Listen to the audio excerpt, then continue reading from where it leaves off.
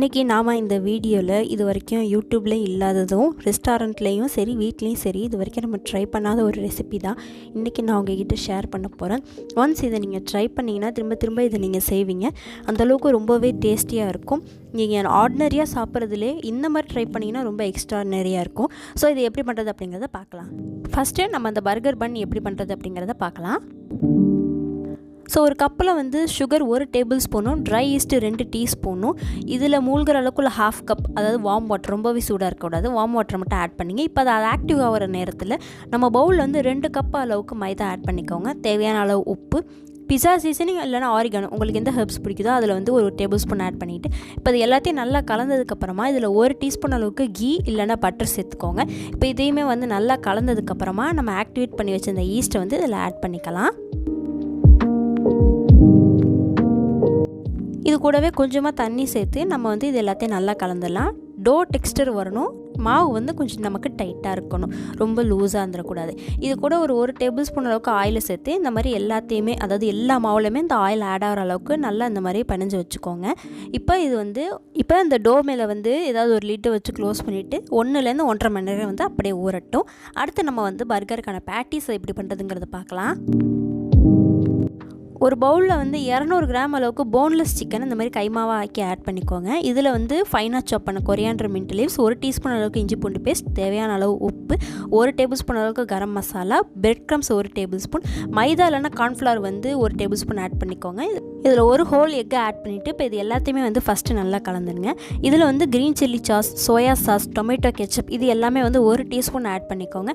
இப்போ இதையுமே நல்லா கலந்துட்டிங்கன்னா உங்களுக்கு பேட்டிஸ் ரெடி ஆகிடும். இது நான்வெஜ் பேட்டிஸ் தான். இப்போ நமக்கு ரெடி ஆகிடுச்சு. இதை நம்ம ஷாலோ ஃப்ரை பண்ணி எடுக்க போகிறோம். எந்த ஃப்ரை பேனோ இல்லை தோசைக்கல்லோ எடுத்துங்க. அது ஷாலோ ஃப்ரை பண்ணுற அளவுக்குள்ள ஆயிலை மட்டும் ஆட் பண்ணிவிட்டு இந்த மாதிரி சின்னதாக நான் பேட்டிஸ் ரெடி பண்ணியிருக்கேன். உங்கள் விருப்பம் தான், நீங்கள் பெருசாக கூட செஞ்சுக்கலாம், இல்லை சின்னதாக கூட இந்த மாதிரி செஞ்சுக்கலாம். நீங்கள் ரெடி பண்ணது இந்த மாதிரி கல்லில் ஆட் பண்ணிக்கோங்க. நீங்கள் ஃபஸ்ட்டு இந்த மாதிரி பேட்டிஸ் ரெடி பண்ணிவிட்டு கூட நீங்கள் ஒன்று ஒன்றா ஆட் பண்ணிக்கலாம். நான் அந்த ஸ்பாட்லேயே தான் ரெடி பண்ணேன். இந்த மாதிரி கோல்டன் ப்ரௌன் கலர் வந்ததுக்கப்புறமா ஒன் சைடு, இன்னொரு சைடு இந்த மாதிரி திருப்பி வச்சுக்கோங்க. 2 சைடுமே கோல்டன் ப்ரௌன் வந்ததுக்கப்புறமா நீங்கள் கல்லுலேருந்து எடுத்துடலாம். 1 hour ரெஸ்ட் விட்ட டோ இப்போ நமக்கு சூப்பராக ரெடி ஆகிடுச்சு. ஒரு தடவை மட்டும் நீட் பண்ணுங்கள், ரொம்ப நீட் பண்ணிடாதீங்க. இதோ இந்த மாதிரி நீங்கள் ரெடி பண்ணி வச்சுக்கோங்க. இதுலேருந்து நம்ம மீடியம் சைஸ் பால் நம்ம எடுத்து வச்சுக்க போகிறோம். மாவு ரொம்ப லூஸாக இருக்கக்கூடாது, ரொம்ப டைட்டாக இருக்கக்கூடாது. நீங்கள் இந்த மாதிரி ஒன்று ஒன்றா ரெடி பண்ணி இந்த மாதிரி எடுத்து வச்சுக்கோங்க. இப்போ நமக்கு ஒரு மீடியம் சைஸ் வெங்காயம் தேவைப்படும். நீங்கள் எத்தனை பால் ரெடி பண்ணியிருக்கீங்களோ அதுக்கு ஏற்ற மாதிரி நீங்கள் வெங்காயத்தை கூடுதலாக கொசலாக எடுத்துங்க. நான் 1 எடுத்துக்கிட்டேன். இதே மாதிரி தக்காளியும் 1 எடுத்துங்க. இந்த மாதிரி ரவுண்ட் ஷேப்பில் கட் பண்ணி வச்சுக்கோங்க. ஸ்லைஸ் சீஸ் நீங்கள் எத்தனை செய்கிறீங்களோ அதுக்கு ஏற்ற மாதிரி தான் தேவைப்படும். ஒரு பர்கருக்கு 1ன்னு அப்படி தேவைப்படும். இப்போ நம்ம பர்கர்ஸ் எல்லாமே ஸ்டாக் பண்ணிடலாம். கையில் கொஞ்சமாக நெய்யோ இல்லை ஆயிலோ இல்லை பட்டரோ ஆட் பண்ணிக்கோங்க. இப்போ இந்த நம்ம வச்சுருக்கோம்ல டோ, இது சென்டரில் ஒரு கேப் மாதிரி ரெடி பண்ணுங்கள். வீடியோவில் கட்டுற மாதிரி நீங்கள் கரெக்டாக பண்ணிங்கன்னா தான் உங்களுக்கு நல்லா வரும். இந்த மாதிரி ரொம்ப மெல்லிஸாக இல்லாமல் ரொம்ப திக்காக இல்லாமல் ஒரு மீடியம் சைஸு கேப்பு இந்த மாதிரி இந்த டோவில் ரெடி பண்ணிக்கோங்க. இது பாட்டமில் சீஸு, அதுக்கு மேலே வெங்காயம், அதுக்கு மேலே ஒரு தக்காளி, பிஸா சாஸ் இருந்தால் சேர்த்துக்கோங்க, இல்லைனா நீங்கள் ஹோம்மேட் சாஸ் கூட நீங்கள் வச்சுக்கலாம். இது மேலே நம்ம ரெடி பண்ணி வச்சுக்க அந்த பேட்டிஸ், அதுக்கப்புறமா அந்த சீஸை 2ஆக இந்த மாதிரி ஃபோல்டு பண்ணுங்கள். அதை மேலே ஒன்று வைங்க.